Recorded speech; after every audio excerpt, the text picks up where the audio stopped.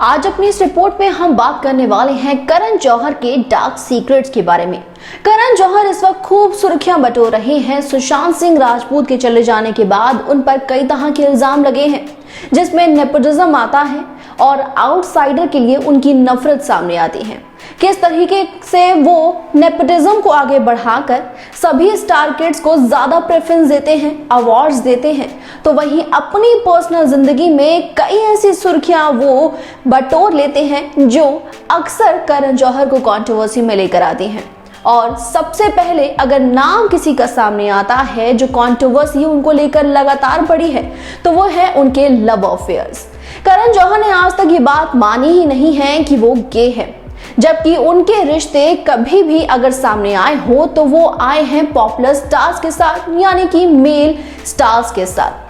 उनका बहुत बड़ा क्रश रहा है शाहरुख खान और फवाद खान। फवाद खान जब बॉलीवुड इंडस्ट्री में काम कर रहे थे, ए दिल है मुश्किल में काम कर रहे थे, तो इस शूटिंग के दौरान की एक बात रणबीर कपूर ने खुद बताई थी कि अनुष्का शर्मा, ऐश्वर्या राय और फवाद खान ये तीनों एक साइड हो जाया करते थे जब करण जौहर के सामने फवाद खान होते थे। वो फवाद खान के सामने किसी को कोई प्रेफरेंस नहीं देते थे, वो उनका इतना बड़ा क्रश बन चुके थे। और करण जौहर का तो दिल टूट गया था जब पाकिस्तान वापस जाना पड़ा फवाद खान को और इंडिया में सभी पाकिस्तान एक्टर्स बैन कर दिए गए।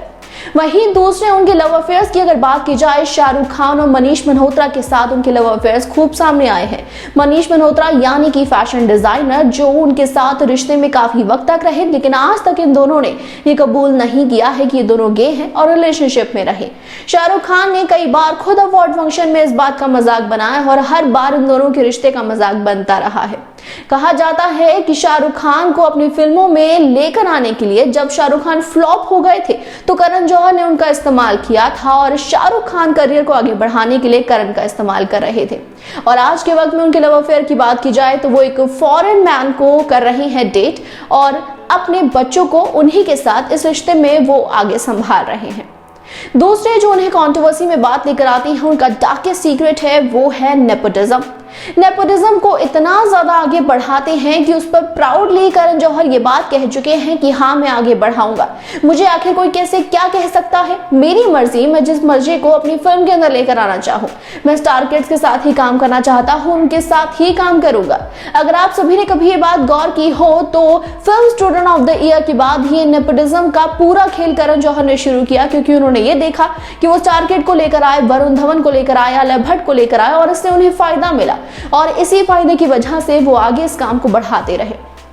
नेपोटिज्म का यहाँ सिर्फ एक यही खेल नहीं है करण जौहर का, बल्कि ये भी है कि अपने वो स्टार किड्स को ज्यादा प्रेफरेंस देते अपने शो कॉफी विद करण में और हर एक अवार्ड फंक्शन तो साथ ही इवेंट्स में। जहां उनका एक और डर्टी सीक्रेट सामने आता है वो है आउटसाइडर्स के लिए उनकी नफरत। जो भी नए स्टार्स आते हैं जिनकी कोई पहचान खास नहीं होती, सिर्फ उनकी एक्टिंग होती है, करण जौहर उन सभी से नफरत करते हैं और ये तक भी कहते हैं कि मेरी उनसे नफरत करने की पीछे की वजह ये है कि टैलेंट होगा लेकिन उनके लुक्स मुझे कुछ खास अपनी फिल्मों के हिसाब से अच्छे नहीं लगते हैं। और अगर वो किसी आउटसाइडर को ले भी लेते हैं तो उसी को लेते हैं जिसकी उस वक्त ज्यादा हाइप चल रही हो, जो उस वक्त काफी ज्यादा ट्रेंडिंग में हो, जैसे कि कार्तिक आर्यन को उन्होंने लिया, कियारा आडवाणी को उन्होंने लिया